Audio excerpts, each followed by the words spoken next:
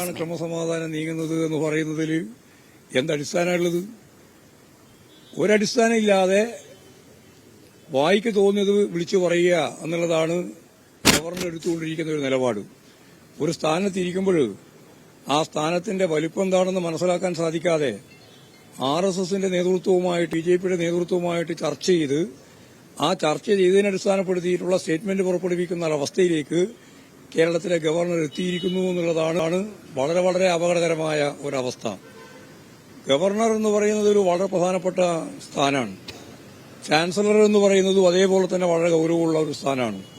ആ രണ്ടും കൈകാര്യം ചെയ്യുമ്പോൾ വിദ്യാർത്ഥികളോടും പ്രസ്ഥാനങ്ങളോടും ജനാധിപത്യ സംവിധാനത്തോടും ഭരണഘടനയോടും അദ്ദേഹം പുലർത്തേണ്ടുന്ന ശരിയായ നിലപാട് എന്താണ് എന്ന് അദ്ദേഹത്തെ പഠിപ്പിക്കേണ്ട കാര്യമില്ല. അത് മറന്നുകൊണ്ട് അദ്ദേഹത്തിന്റെ കാലാവധി അവസാനിക്കാൻ പോകുന്ന ഈ സന്ദർഭത്തിൽ സ്വാഭാവികമായിട്ടും അടുത്തതെന്ത് എന്നുള്ള ചോദ്യത്തിന് മറുപടി കണ്ടെത്താനുള്ള ഫലപ്രദമായ നീക്കമായിട്ട് മാത്രമേ ഇതിനൊക്കെ കാണാൻ സാധിക്കുകയുള്ളൂ. ഇത്തരത്തിലുള്ള കാര്യങ്ങളൊന്നും കേരളത്തിന് ഏശാൻ പോകുന്നില്ല എന്ന കാര്യം ഉറപ്പായിട്ട് പറയാൻ ഞാൻ ആഗ്രഹിക്കുകയാണ്. ഭയപ്പെടുത്തിയിട്ട് ഈ കേരളത്തെ അവരാഗ്രഹിക്കുന്ന രീതിയിൽ കാവ്യവൽക്കരിക്കാൻ RSSന്റെയും BJPയുടെയും നിലപാടുകളിലേക്ക് കേരളത്തെ കൊണ്ടെത്തിക്കാൻ സാധിക്കുമെന്നാണ് ഗവർണർ ധരിക്കുന്നതെങ്കിൽ അത് ഈ കേരളത്തിൽ നടക്കാൻ പോകുന്ന കാര്യമല്ല.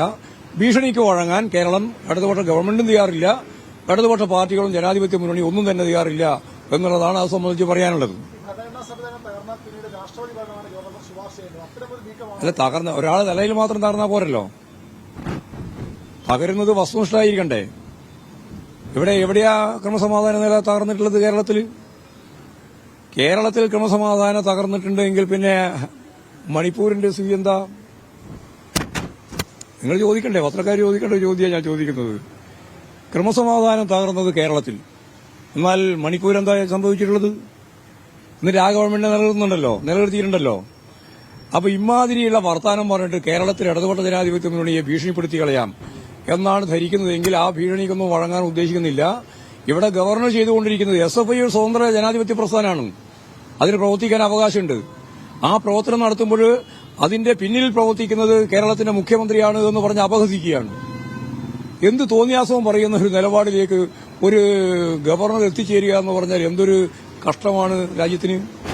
അപ്പോൾ തികച്ചും തെറ്റായ നിലപാട് സ്വീകരിക്കുക, ജനാധിപത്യപരമായ മര്യാദകളൊന്നും പാലിക്കാതിരിക്കുക, കുട്ടികളെ ഉൾപ്പെടെ പ്രകോപിതമാക്കുക, എന്നിട്ട് സംഘർഷാത്മകമായ ഒരു സാഹചര്യത്തിലേക്ക് എത്തിച്ചിട്ട് ഇവിടെ സമാധാനം തകർന്നിരിക്കുന്നു എന്ന് പ്രചരണം നടത്തുക, എല്ലാം ഗവർണറുടെ മനസ്സിലിരിപ്പാണ്. ആ മനസ്സിലിരിപ്പ് കൊണ്ട് അതാണ് വസ്തുനിഷ്ഠ യാഥാർത്ഥ്യം എന്നുള്ള തെറ്റിദ്ധാരണ അദ്ദേഹത്തിന് വേണ്ട. കേരളത്തിൽ ഒരു ക്രമസമാധാന നിലക്കും യാതൊരു പ്രശ്നവുമില്ല.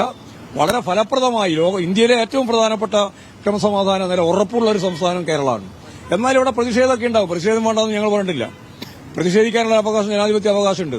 ആ അവകാശം നിലനിർത്തിക്കൊണ്ട് തന്നെയാണ് പ്രവർത്തിക്കേണ്ടത്.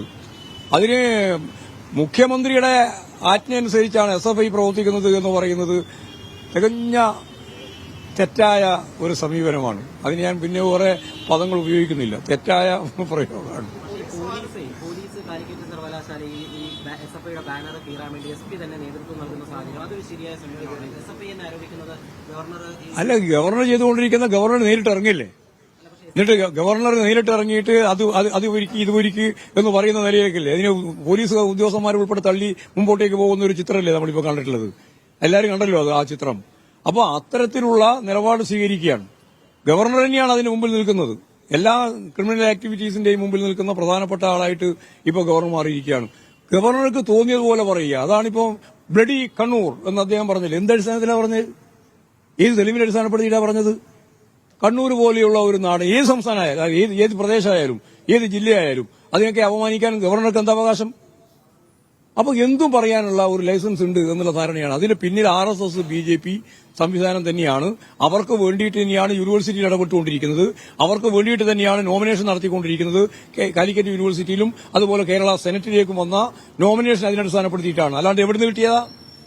അപ്പോൾ ഈ കേരളത്തിലെ ഉന്നത വിദ്യാഭ്യാസത്തെ തകർക്കാൻ, കേരളത്തിലെ സമ്പദ് വ്യവസ്ഥയെ ചക്കമത്തായ രീതിയിൽ ഇപ്പോഴും തന്നെ പ്രതിരോധിക്കുന്ന ഒരു നിലപാടാണ് BJP ഗവൺമെന്റ് എടുത്തുകൊണ്ടിരിക്കുന്നത്. അതിന്റെ ഒപ്പം നിന്ന് കേരളത്തിൽ പ്രശ്നമുണ്ടാക്കാൻ വേണ്ടിയുള്ള ബോധപൂർവമായ ശ്രമമാണ് നടത്തിക്കൊണ്ടിരിക്കുന്നത്.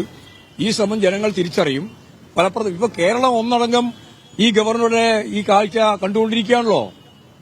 എന്തിനു വേണ്ടിയിട്ടാണ്? ഒറ്റ കാര്യത്തിന് വേണ്ടിയിട്ടാണ്. ഈ 2 യൂണിവേഴ്സിറ്റികളിലും ഇനി വരാൻ പോകുന്ന യൂണിവേഴ്സിറ്റികളിലും ഇപ്പൊ 2 വന്നത്, കാലിക്കറ്റ് യൂണിവേഴ്സിറ്റിയിലും കേരള യൂണിവേഴ്സിറ്റിയിലും RSSന്റെ സെനറ്റ് അംഗങ്ങളെയും പിന്നീട് സിൻഡിക്കേറ്റ് അംഗങ്ങളെയും തിരികെ കയറ്റാൻ വേണ്ടിയുള്ള ബോധപൂർവ പ്രവർത്തനമാണ്. ഇത് ജനാധിപത്യ വിരുദ്ധമായ നിലപാടാണ്. RSSന് വേണ്ടി ഹിന്ദുവൽക്കരണത്തിന്റെ ഭാഗമായിട്ട് നടക്കുന്ന പ്രക്രിയയിലേക്ക് ആളുകളെ എത്തിക്കാൻ വേണ്ടിയുള്ള ബോധപൂർവമായ പ്രവർത്തനമാണ്.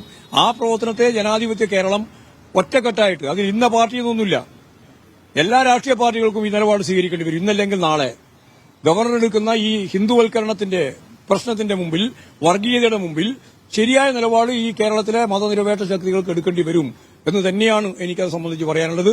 ഗവർണറുടെ ഈ ഭീഷണിയൊന്നും കേരളത്തിൽ ഏശില്ല എന്ന കാര്യം ഉറപ്പായിട്ട് പറയാൻ ഞാൻ ആഗ്രഹിക്കുകയാണ്. അതൊക്കെ അന്നേരം നോക്കാമെന്ന്. അതല്ല ഞാൻ നേരത്തെ പറഞ്ഞത്. മണിപ്പൂര് ഒന്നില്ലല്ലോ, അല്ലേ? നൂറുകണക്കിന് ആളുകളെ കൊന്നൊടുക്കിയിട്ട് ഒരക്ഷരം അങ്ങോട്ടും ഇങ്ങോട്ടും മിണ്ടിയില്ലല്ലോ. എന്നിട്ട് കേരളത്തെ ഭീഷണിപ്പെടുത്താൻ നോക്കുക. അതെല്ലാം മനസ്സിൽ വെച്ചാൽ മതി കേട്ടോ. പ്രകോപനം സൃഷ്ടിച്ചുകൊണ്ട് കേരളത്തിൽ ക്രമസമാധാന നില തകർന്നു എന്ന് വരുത്തി തീർക്കാനുള്ള ശ്രമമാണ് ഗവർണറുടേത്. തീർത്തും തെറ്റായ നടപടി, ജനാധിപത്യ വിരുദ്ധമായ നടപടിയാണ് ഗവർണറുടെ ഭാഗത്തുനിന്നുണ്ടായത്. അത് ജനങ്ങൾ തിരിച്ചറിയും. ആ ഭീഷണി ഇവിടെ നടക്കില്ല എന്നാണ് എം വി ഗോവിന്ദന്റെ വാക്കുകൾ.